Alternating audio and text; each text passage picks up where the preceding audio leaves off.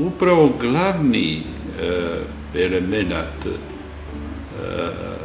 da sam se ja prvi oglasio sa njegovom kandidaturom bio je baziran na tome našem dobrom poznavanju kroz vremena koja nisu bila nimalo lijepa, nimalo vesela, nego zapravo ispunjena su bila mukom i brojnim tegobama. Kad sam se odlučivao, razmišljao sam ima li neko ko bi mogao bolje odgovarati za tu kandidaturu. Nabrojio sam sigurno nekolicinu vrijednih ljudi, ali je ispalo da bi za položaj predsjednika u najvećoj mjeri odgovarao upravo Miro. Zašto? Ja mislim da oko hrvatskog predsjednika i njegovih nadležnosti ima mnogo nejasnoća. Te neodređenosti izazvane ponašanjem trenutnog predsjednika. On je bio zapravo komentator trenutnih dnevnih zbivanja.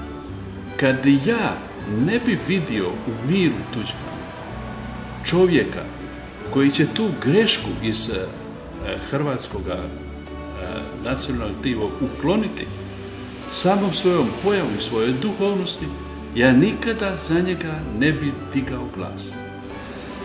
Ja ne vidim među kandidatima da ima osobe koja ima više kompetentnosti za ova tri ključna državna segmenta od Miroslava Tuđmana. On je general Hrvatske vojske koji je svoj čin zaradio na ratištu i to ga čini kompetentnim da predstavlja generaciju pobjednika koji su stvorili ovu zemlju. Ja ne vidim među sadašnjim kandidatima ni jednu osobu koja ima takvu kompetenciju kao on. On je vodio tijelo koje zapravo je imalo zadatak da vodi računa o sigurnosti zemlje i stvorio takav sigurnosni sistem koji će biti garancija naših pobjedničkih akcija